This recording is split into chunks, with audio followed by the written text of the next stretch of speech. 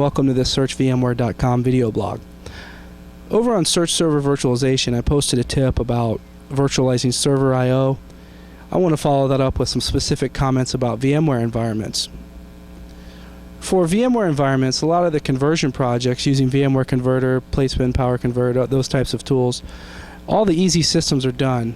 Now there's these difficult systems that remain. They've got a USB license key or a serial device, any type of specialty piece of connectivity that you can't natively pull over into VMware in a VI3 environment where you don't have that type of device support and to still maintain your functionality like vMotion. Well, there's devices out there that can help you bridge that gap. And this particular one I want to show you is a Digi Anywhere USB.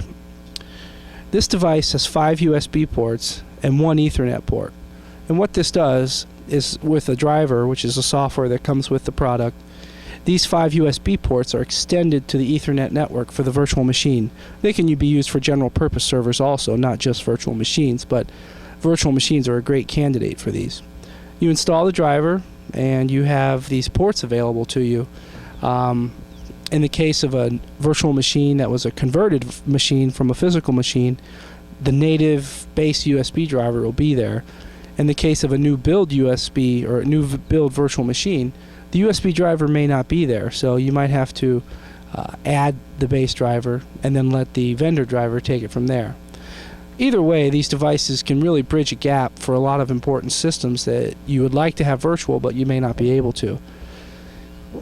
These peripherals become an element of the workload, so they need to go through adequate testing and make sure the driver and the product can perform to an expectation that you've got. If something's being hit all day long, it might not be a good candidate, because these devices, and the serial devices as well, not just USB devices, they're less reliable than a direct attached port.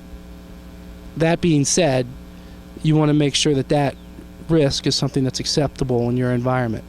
But overall, I think they bridge this gap very well for the servers that you want to make virtual but you can't just based on what you've got thus far.